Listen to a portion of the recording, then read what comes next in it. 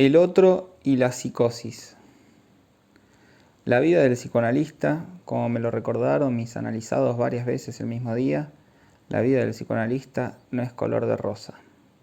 La comparación que puede hacerse entre el analista y un basurero se justifica. Es necesario, en efecto, que aguante todo el día comentarios cuyo valor ciertamente es dudoso, aún más para el sujeto que se los comunica que para él mismo. Este es un sentimiento que el psicoanalista, si lo es de verdad, no solo está acostumbrado a superar desde hace mucho, sino pura y simplemente a abolirlo en su práctica. Debo decir, en cambio, que ese sentimiento renace con toda fuerza cuando nos vemos obligados a recorrer el conjunto de los trabajos que constituyen la literatura analítica. No hay ejercicio más desconcertante para la atención científica que el tener que enterarse en un breve periodo de tiempo de los puntos de vista desarrollados acerca de los mismos temas por los autores. Nadie parece percatarse de las contradicciones, tan flagrantes como permanentes, que son puestas en juego cada vez que intervienen los conceptos fundamentales. Saben que el psicoanálisis explica el caso del presidente Schreber y la paranoia en general, por un esquema según el cual la pulsión inconsciente del sujeto es una tendencia homosexual. Llamar la atención sobre el conjunto de hechos que se agrupan en torno a una noción como esta fue, sin duda, una novedad capital que cambió profundamente la perspectiva sobre la patogenia de la paranoia. En lo tocante a saber, empero, qué es esta homosexualidad, en qué punto de la economía del sujeto interviene, cómo determina la psicosis, creo poder dar fe de que en ese sentido solo se han esbozado los caminos más imprecisos, incluso los más opuestos. Se habla de defensa contra la supuesta irrupción. ¿Por qué dicha irrupción en determinado momento de la tendencia homosexual?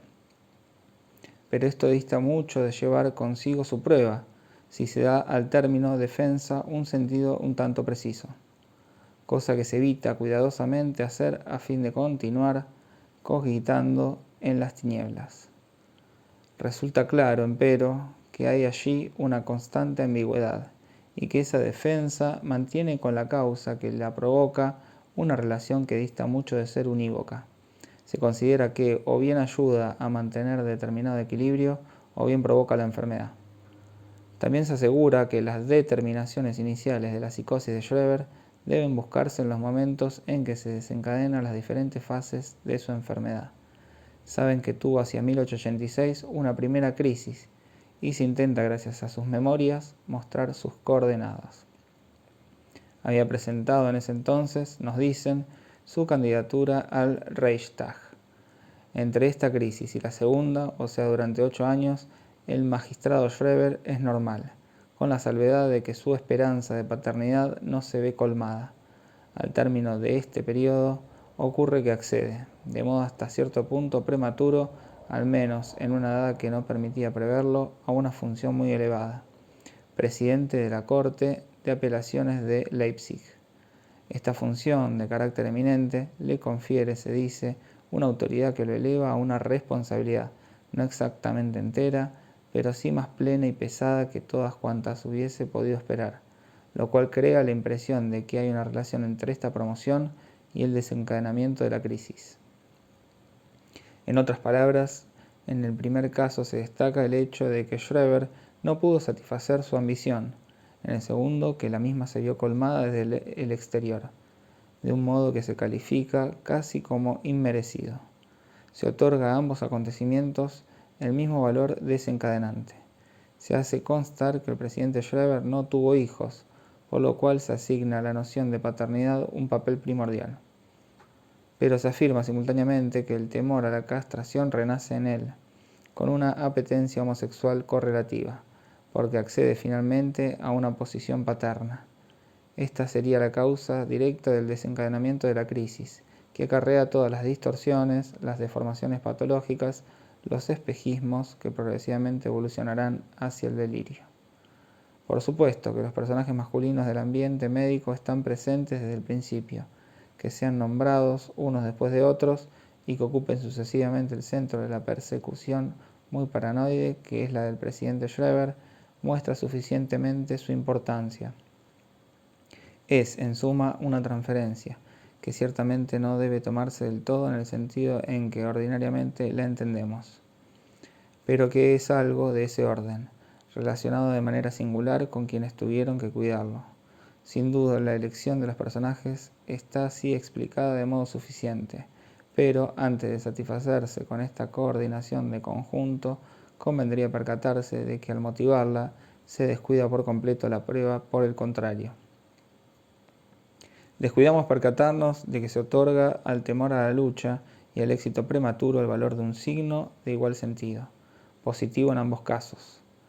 Si el presidente Schreiber, entre sus dos crisis, hubiera llegado por casualidad a ser padre, se pondría el énfasis en esto, y se daría todo su valor al hecho de que no hubiera soportado esa función paterna. Resumiendo, la noción de conflicto siempre se utiliza de modo ambiguo. Se coloca en el mismo plano lo que es fuente de conflicto y la ausencia de conflicto, la cual es más difícil de ver. El conflicto deja, podemos decir, un lugar vacío, y en el lugar vacío del conflicto aparece una reacción, una construcción, una puesta en juego de la subjetividad. Esta indicación solo está destinada a mostrarles en obra la misma ambigüedad que aquella a la que me referí la clase pasada, la ambigüedad de la significación misma del delirio, que aquí concierne a lo que habitualmente se llama el contenido y que preferiría llamar al decir psicótico. Creen que están ante alguien que se comunica con ustedes porque les habla en el mismo lenguaje. Luego, sobre todo si son psicoanalistas, tendrán la impresión, siendo lo que dice tan comprensible, de que es alguien que penetró de manera más profunda que el común de los mortales en el mecanismo mismo del sistema inconsciente. En algún lado, en un segundo capítulo, Schreiber lo expresa al pasar: me fueron dadas luces, raras veces dadas a un mortal. Mi discurso de hoy versará sobre esta ambigüedad que hace que el sistema mismo del delirante nos dé los elementos de su propia comprensión. Quienes asisten a mi presentación de enfermos saben que presenté la última vez una psicótica muy evidente, y recordarán el trabajo que me costó obtener de ella el signo, el estigma, que probaba que se trataba verdaderamente de una delirante, y no simplemente de una persona de carácter difícil, que riñe con la gente que la rodea. El interrogatorio sobrepasó ampliamente la hora y media antes de que apareciese claramente que en el límite de ese lenguaje, del que no había modo de hacerla salir, había otro. El lenguaje, de sabor particular y a menudo extraordinario, que es el del delirante, lenguaje en que ciertas palabras cobran un énfasis espacial, una densidad que se manifiesta a veces en la forma misma del significante, dándole ese carácter francamente neológico tan impactante en las producciones de la paranoia. En boca de nuestra enferma del otro día, por fin surgió la palabra galopinar, que rubricó todo lo dicho hasta entonces. La enferma era víctima de algo muy diferente a la frustración de su dignidad, de su independencia, de sus pequeños asuntos. Este término de frustración forma parte desde hace algún tiempo del vocabulario del común de la gente. ¿Quién no está todo el día hablando de las frustraciones que sufrió o sufrirá, o que los demás sufren a su alrededor? Ella estaba en otro mundo, evidentemente, mundo donde ese término galopinar y sin duda muchos otros que ocultó constituyen los puntos de referencia esenciales. Los detengo aquí un instante para que sientan hasta qué punto son necesarias las categorías de la teoría lingüística con las que intenté familiarizarlos el año pasado. Recuerdan que en lingüística existen el significante y el significado, y que el significante debe tomarse en el sentido del material del lenguaje. La trampa, el agujero en el que no hay que caer, es creer que los objetos, las cosas, son el significado. El significado es algo muy distinto. La significación, les expliqué gracias a San Agustín, que es tan lingüista como Benveniste, remite siempre a la significación, vale decir a otra significación.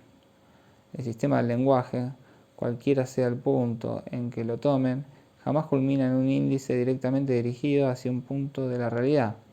La realidad toda está cubierta por el conjunto de la red del lenguaje. Nunca pueden decir que lo designado es esto o lo otro, pues aunque lo logren, nunca sabrán, por ejemplo, qué designo en esta mesa, el color, el espesor, la mesa en tanto objeto o cualquier otra cosa. Demorémonos ante este pequeño fenómeno, muy simple, que es galopinar, en boca de la enferma del otro día. Schreber mismo señala a cada momento la originalidad de determinados términos de su discurso. Cuando habla, por ejemplo, de Nervenanhang, adjunción de nervios, precisa claramente que esa palabra le fue dicha por las almas examinadas o los rayos divinos. Son palabras claves, y él mismo señala que nunca hubiese encontrado su fórmula. Palabras originales, palabras plenas, harto diferentes de las palabras que emplea para comunicar su experiencia. Él mismo no se engaña al respecto. Hay allí planos diferentes. A nivel del significante, en su carácter material, el delirio se distingue precisamente por esa forma especial de discordancia con el lenguaje común que se llama neologismo. A nivel de la significación, se distingue justamente, hecho que solo puede surgir si parten de la idea de que la significación remite siempre a otra significación, porque la significación de esas palabras no se agota en la remisión a una significación.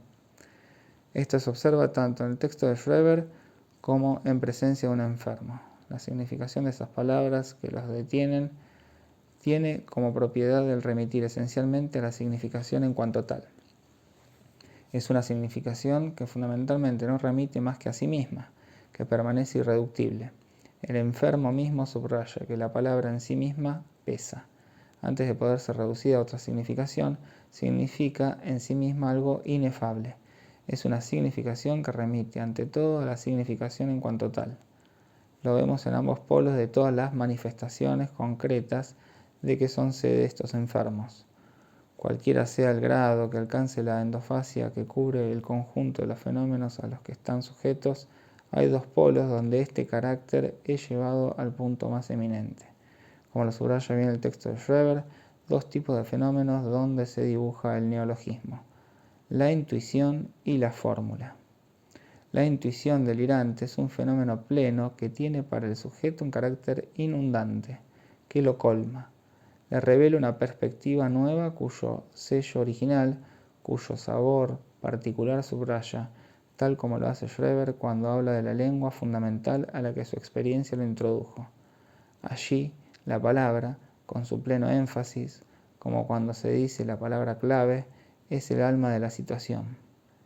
En el extremo opuesto, tenemos la forma, que adquiere la significación cuando ya no remite a nada.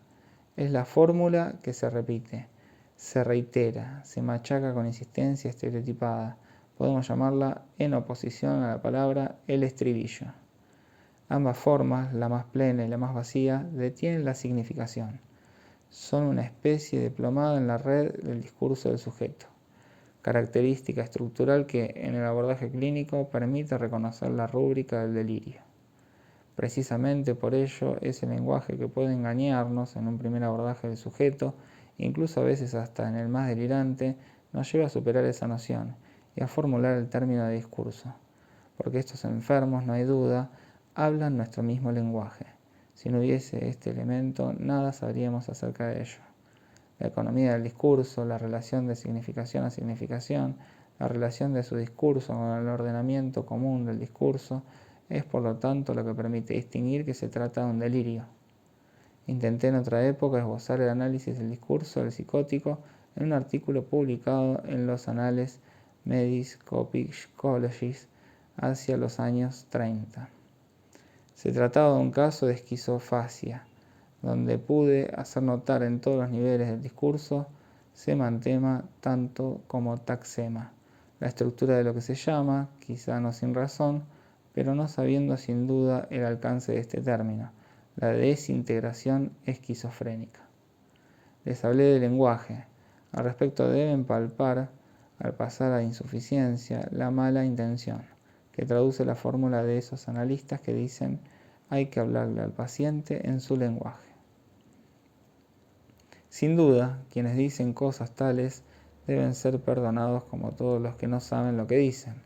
Evocar de modo tan somero lo que está en juego es signo de un retorno precipitado, de un arrepentimiento.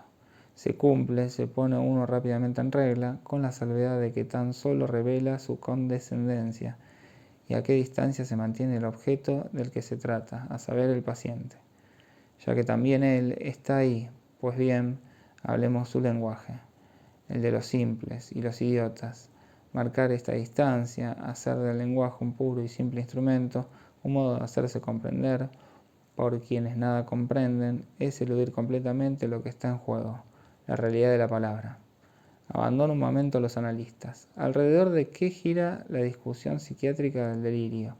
Llámese fenomenología, psicogénesis u organogénesis. ¿Qué significan, por ejemplo, los análisis extremadamente penetrantes de un Clérambault? Algunos piensan que la cuestión es saber si el delirio es o no un fenómeno orgánico, lo cual sería, según parece, sensible en la fenomenología misma. Perfecto, pero examinemos el asunto más detenidamente. ¿El enfermo habla? Si no distinguimos el lenguaje y la palabra, es cierto, habla, pero habla como la muñeca perfeccionada que abre y cierra los ojos, absorbe líquido, etc. Cuando un Clérambault analiza los fenómenos elementales, busca su rúbrica en la estructura, mecánica, serpiginosa y Dios sabe qué otros neologismos. Pero incluso en este análisis, la personalidad nunca definida es siempre supuesta, ya que todo se apoya en el carácter ideogénico de una comprensibilidad primera. En los lazos de los afectos y de su expresión lenguajera se supone que esto es obvio, y de allí parte la demostración. Se dice, el carácter automático de lo que se produce es demostrable por la fenomenología misma, y esto prueba que el trastorno no es psicogenético. Pero el fenómeno es definido como automático en función de una referencia en sí misma psicogenética. Se supone que hay un sujeto que comprende de por sí y que se mira. ¿Cómo serían si no captados los demás fenómenos como ajenos?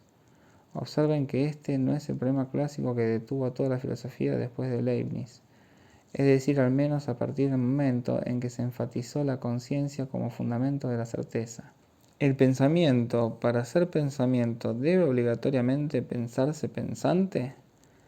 ¿Debe todo pensamiento obligatoriamente percatarse de que está pensando lo que piensa?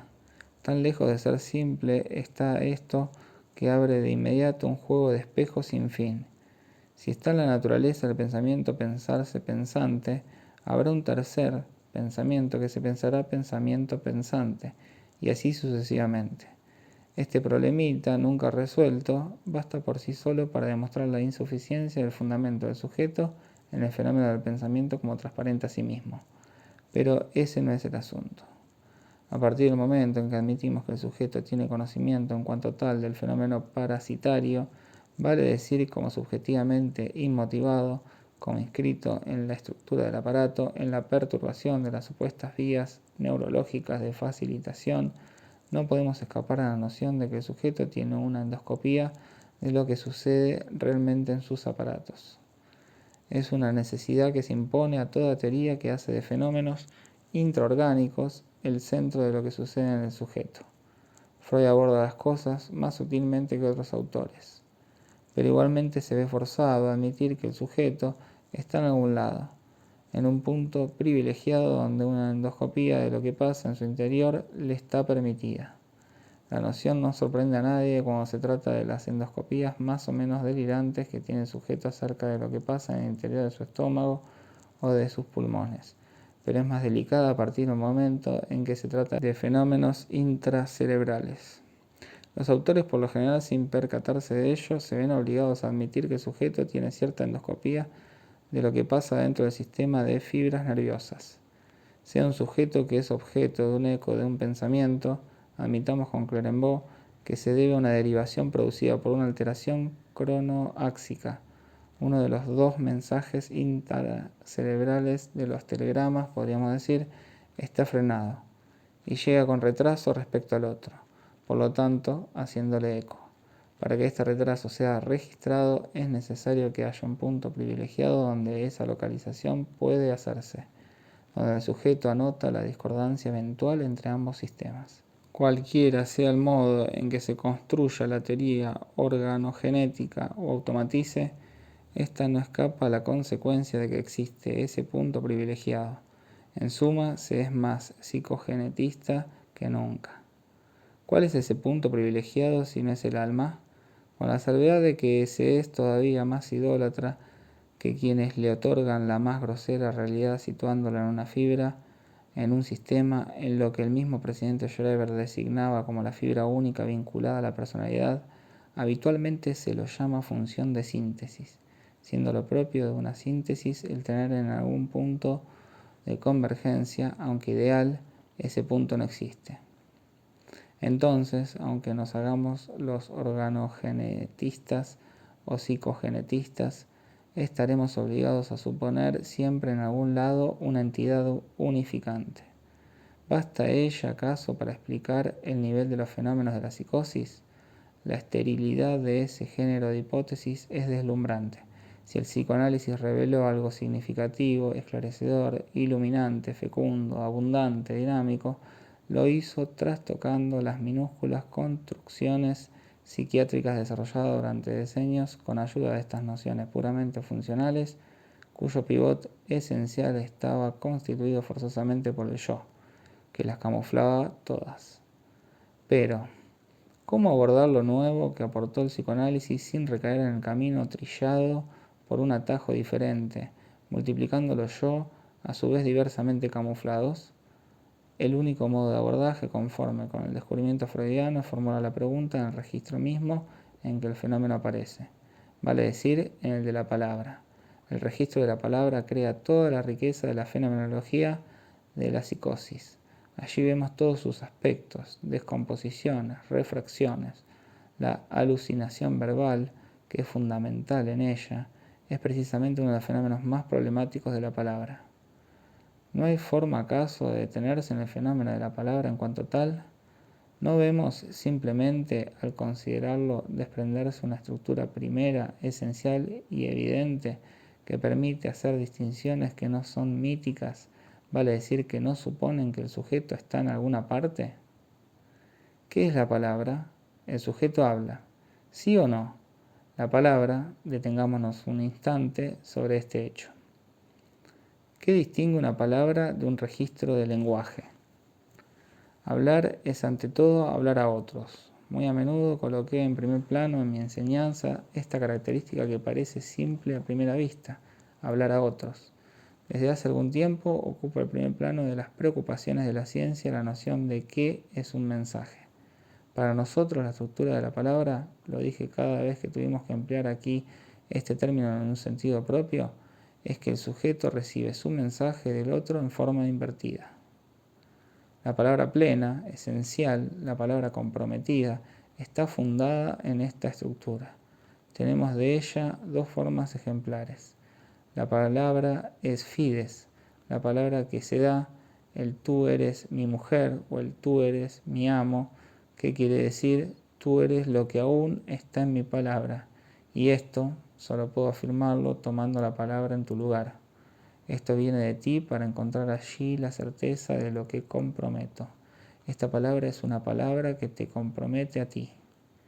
La unidad de la palabra, en tanto que fundante de la posición de ambos sujetos, es ahí manifiesta. Si no les resulta evidente, la contraprueba, como siempre, lo es mucho más. El signo, en el que se reconoce la relación del sujeto a sujeto y que la diferencia de la relación del sujeto al objeto es el fingimiento, revés de la fides, están en presencia de un sujeto en la medida en que lo que dice y hace es lo mismo. Puede suponerse haber sido dicho y hecho para engañarlos, con toda la dialéctica que esto entraña, incluyendo en ella el que diga la verdad para que crean lo contrario. Conocen el cuento judío, puesto en evidencia por Freud, del personaje que dice, voy a Cracovia, y el otro responde, ¿por qué me dices que vas a Cracovia? Me lo dices para hacerme creer que vas a otro lado. Lo que el sujeto me dice está siempre en una relación fundamental con un engaño posible, donde me envía o recibo el mensaje en forma invertida. Ven pues la estructura bajo sus dos fases, las palabras fundantes y las palabras mentirosas, engañosas en cuanto tales. Hemos generalizado la noción de comunicación. Estamos casi a punto, al menos en el momento en que estamos, de rehacer toda la teoría de lo que ocurre en los seres vivientes en función de la comunicación. Lean, aunque sea un poco, a Norbert Wiener. Esto lleva excesivamente lejos. Entre sus numerosas paradojas, introduce el curioso mito de la transmisión telegráfica de un hombre de París a Nueva York, mediante el envío de informaciones exhaustivas sobre todo lo que constituye a ese individuo. Como la transmisión de información no tiene límites, la resíntesis punto por punto, la recreación automatice de toda su identidad real en un punto alejado es pensable. Cosas como estas son una curiosa trampa cazabobos ante la que todos se maravillan. Espejismo subjetivo que se deshace en cuanto se hace notar que el milagro sería el mismo si telegrafiáramos a 2 centímetros de distancia. Eso hacemos ni más ni menos cuando nos desplazamos a 2 centímetros de distancia. Esta prodigiosa confusión basta para mostrar que la noción de comunicación debe ser manejada con prudencia. Por mi parte, dentro de la noción de comunicación en tanto que generalizada, especifico qué es la palabra en tanto hablar al otro. Es hacer hablar al otro en cuanto tal. Escribimos, si les parece bien, ese otro con una A mayúscula. ¿Por qué con una A mayúscula? Por una razón sin duda delirante, como ocurre siempre que nos vemos obligados a introducir signos suplementarios a los que el lenguaje brinda. La razón delirante es aquí la siguiente. Tú eres mi mujer. Después de todo, ¿qué sabe uno? Tú eres mi amo. De hecho, ¿cómo estar seguro? El valor fundante de estas palabras está precisamente en que lo apuntado por el mensaje, así como lo manifiesta en el fingimiento, es que el otro con mayúscula está ahí en tanto que otro absoluto. Absoluto es decir que es reconocido pero no conocido. Asimismo, lo que constituye el fingimiento es que a fin de cuentas no saben si es o no un fingimiento. Esta incógnita en la alteridad del otro con mayúscula es lo que caracteriza esencialmente la relación de palabra en el nivel en que es hablada al otro. Voy a mantenerlos algún tiempo a nivel de esta descripción estructural, porque solo a partir de ella pueden formularse los problemas. ¿Solo esto distingue a la palabra? A lo mejor, pero es seguro que tiene otras características. No solo habla al otro, habla también del otro en tanto objeto. De esto exactamente se trata cuando un sujeto les habla de él. Tomen la paranoica del otro día, la que empleaba el término galopinar. Cuando les habla, saben que es un sujeto por el hecho de que se trata de engatusarlos. Cuando dicen que, desde el punto de vista clínico, están simplemente ante un delirio parcial, no dicen otra cosa, precisamente en la medida en que me tomó hora y media sacarle su galopinar, en que durante todo ese tiempo me tuvo en jaque y se mostró sana de espíritu. Está en el límite de lo que puede ser percibido clínicamente como delirio. Lo que llaman en nuestra jerga la parte sana de la personalidad se basa en que ella le habla al otro, que es capaz de burlarse de él. En esa medida existe como sujeto. Ahora bien, hay otro nivel. Habla de ella, y sucede que lo hace un poco más de lo que quisiera. Nos percatamos entonces de que delira. Habla de nuestro objeto común, el otro con una A minúscula. Sigue hablando de ella. Pero hay otra estructura que, por cierto, no se entrega por completo. No es exactamente como si hablase de cualquier cosa. Me habla de algo que para ella es muy interesante, ardiente. Habla de algo donde continúa comprometiéndose de todos modos, en suma, testimonia. Intentemos penetrar un poco la noción de testimonio. ¿Acaso el testimonio es también pura y simplemente comunicación? De ningún modo, pero está claro que todo lo que para nosotros tiene valor en tanto de comunicación es del orden del testimonio. La comunicación desinteresada, en última instancia, no es sino un testimonio fallido, o sea, algo sobre lo cual todo el mundo está de acuerdo. Todos saben que ese es el ideal de la transmisión del conocimiento.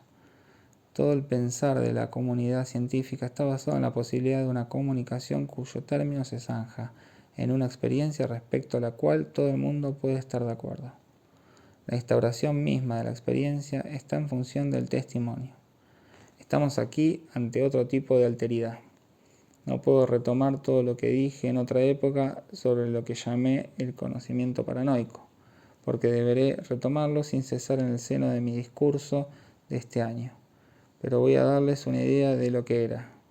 Designé así en mi primera comunicación al grupo de Evolution Psychiatric, que en ese momento tenía una originalidad bastante notable, lo que apunta a las afinidades paranoicas de todo conocimiento de objeto en cuanto tal. Todo conocimiento humano tiene su fuente en la dialéctica de los celos, que es una manifestación primordial de la comunicación. Esta es una noción genérica observable, conductualmente observable.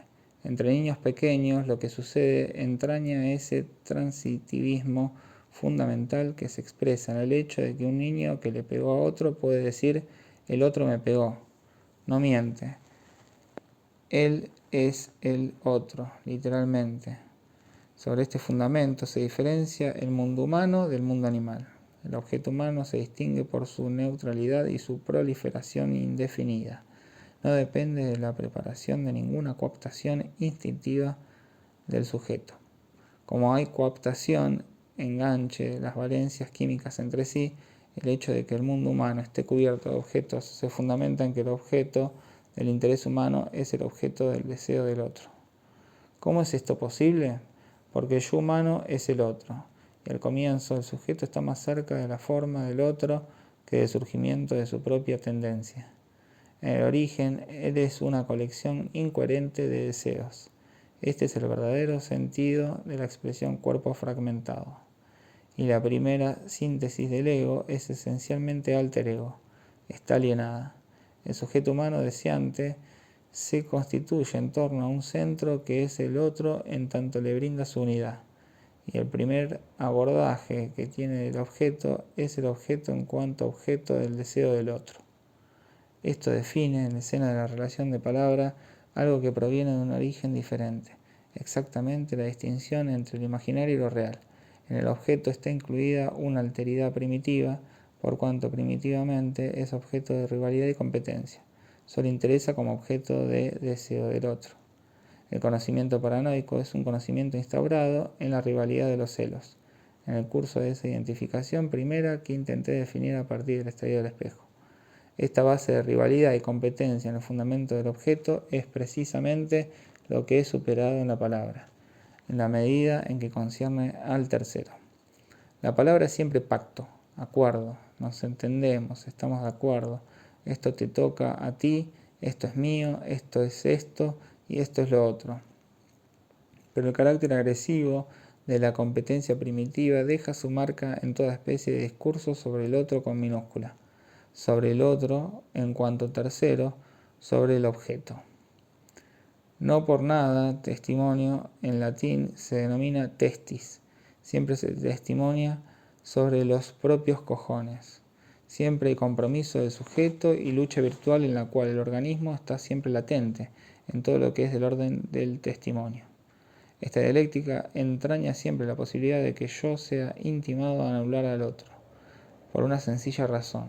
Como el punto de partida de esta dialéctica es mi alienación en el otro, hay un momento en que puedo estar en posición de ser a mi vez anulado porque el otro no está de acuerdo. La dialéctica del inconsciente implica siempre como una de sus posibilidades de lucha la imposibilidad de coexistencia con el otro. Aquí reaparece la dialéctica del amo y el esclavo. La fenomenología del espíritu no agota probablemente todo lo que está en juego en ella, pero ciertamente no podemos desconocer su valor psicológico y psicogénico. La constitución del mundo humano en cuanto tal se produce en una rivalidad esencial, en una lucha a muerte primera y esencial, con la salvedad de que asistimos al final a la reaparición de las apuestas. El amo le quitó al esclavo su goce, se apoderó del objeto del deseo en tanto que objeto del deseo del esclavo, pero perdió en la misma jugada su humanidad. Para nada estaba en juego el objeto del goce, sino la rivalidad en cuanto tal. ¿A quién debe su humanidad? Tan solo al reconocimiento del esclavo. Pero como él no reconoce al esclavo, este reconocimiento no tiene literalmente valor alguno. Como suele ocurrir habitualmente en la evolución concreta de las cosas, quien triunfó y conquistó el goce se vuelve completamente idiota, incapaz de hacer otra cosa más que gozar, mientras que aquel a quien se privó de todo conserva su humanidad. El esclavo reconoce al amo, y tiene pues la posibilidad de ser reconocido por él. Iniciará la lucha a través de los siglos para lograrlo. Esta distinción entre el otro con mayúscula, es decir, el otro en tanto que no es conocido, y el otro con minúscula, vale decir el otro que es yo, fuente de todo conocimiento, es fundamental. En este intervalo, en el ángulo abierto entre ambas relaciones, debe ser situada toda la dialéctica del delirio. La pregunta es la siguiente, en primer término. ¿El sujeto les habla? En segundo, ¿de qué habla? No responderé a la primera pregunta. ¿Es una palabra verdadera? Al inicio no podemos saberlo. En cambio, ¿de qué les habla? De él, sin duda, pero primero de un objeto diferente a los demás, de un objeto que está en la prolongación de la dialéctica dual. Les habla de algo que le habló. El fundamento mismo de la estructura paranoica es que el sujeto comprendió algo que él formula, a saber, que algo adquirió forma de palabra y le habla. Nadie, obviamente, duda de que sea un ser fantasmático, ni siquiera él, pues siempre está en posición de admitir el carácter perfectamente ambiguo de la fuente de las palabras que se le dirigen. El paranoico testimonia acerca de la estructura de ese ser que habla al sujeto.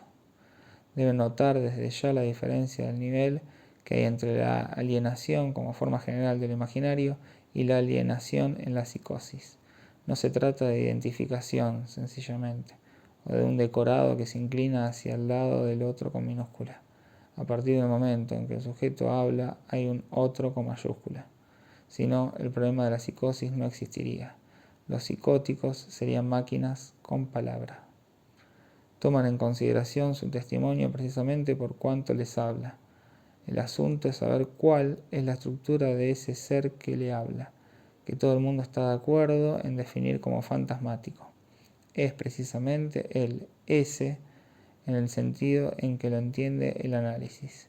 Pero un ese más un punto de interrogación, ¿cuál es esa parte en el sujeto que habla?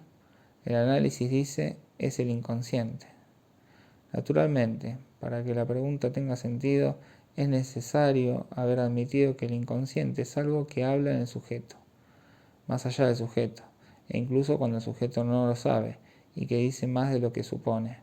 El análisis dice que en la psicosis eso es lo que habla. ¿Basta con esto? En absoluto, porque toda la cuestión es saber cómo eso habla, y cuál es la estructura del discurso paranoico.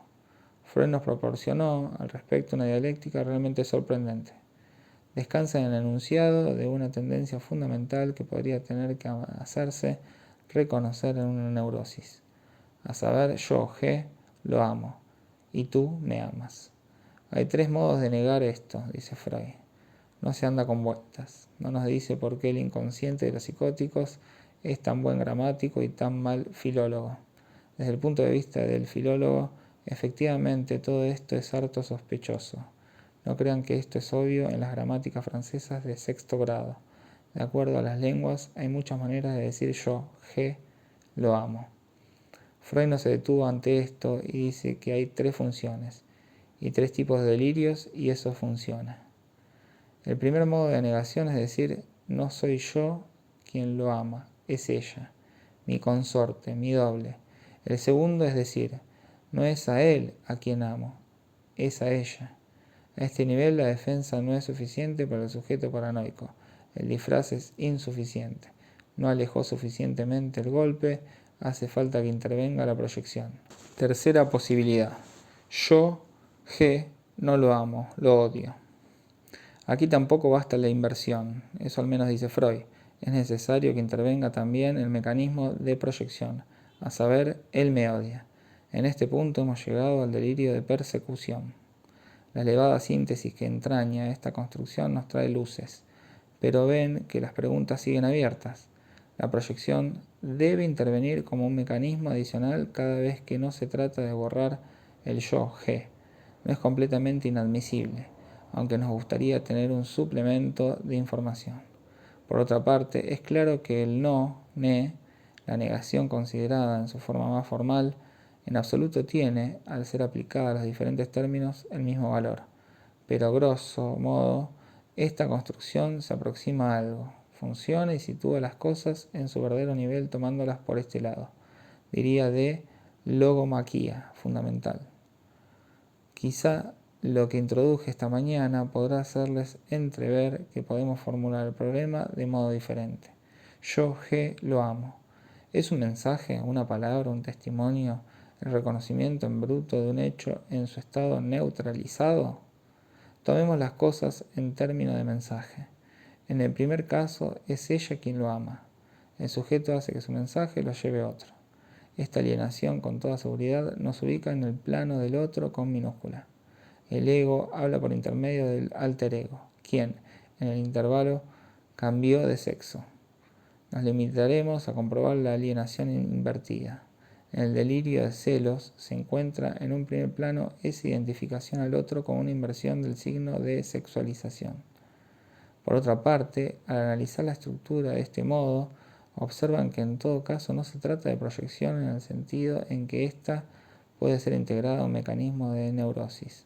Esta proyección neurótica consiste efectivamente en imputar las propias infidelidades al otro. Cuando se está celoso de la propia mujer es porque uno mismo tiene algunos pecadillos que reprocharse. No se puede hacer intervenir el mismo mecanismo en el delirio de celos, probablemente psicótico, tal como se presenta en el registro de Freud o tal como yo mismo acabo de intentar insertarlo, donde la persona con que están identificados por una alienación invertida, a saber, vuestra propia esposa, es la mensajera de vuestro sentimiento frente ni siquiera a otro hombre, sino como lo muestra la clínica, a un número de hombres más o menos indefinidos. El delirio de celos propiamente paranoide es indefinidamente repetible, vuelve a surgir en todos los rodeos de la experiencia y puede implicar aproximadamente a todos los sujetos que aparecen en el horizonte e incluso a los que no aparecen en él. Ahora no es a él a quien yo, G, amo, es a ella. Es otro tipo de alienación, no invertida, sino divertida. El otro al que se dirige el erotómano es muy singular, porque el sujeto no tiene con él relación concreta alguna, aunque se haya podido efectivamente hablar de vínculo místico o de amor platónico. Muy a menudo es un objeto alejado, con el cual al sujeto le basta comunicarse por una correspondencia que ni siquiera sabe si llega o no a destino. Lo menos que puede decirse es que hay alienación divertida del mensaje. La despersonalización del otro con que se acompaña se manifiesta en la resistencia heroica ante todas las pruebas, como se expresan los erotómanos mismos. El delirio erotomaníaco se dirige a un otro tan neutralizado que llega a agrandarse hasta adquirir las dimensiones del mundo, ya que el interés universal que se adjudica a la aventura, como se expresaba Clérambault, es uno de sus elementos esenciales. En el tercer caso, estamos ante algo que se acerca mucho más a la denegación. Es una alienación convertida, en el sentido de que el amor se transforma en odio. La alteración profunda de todo el sistema del otro, su desaceleración, el carácter extensivo de las interpretaciones sobre el mundo, muestran aquí la perturbación propiamente imaginaria llevada al máximo.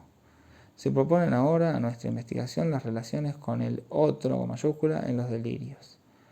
Podremos trabajarlas en la medida misma en que nuestros términos nos ayudan, haciéndolos distinguir el sujeto, el que habla, y el otro con el que está preso en la relación imaginaria, centro de gravedad de su yo individual, y en el que no hay palabra.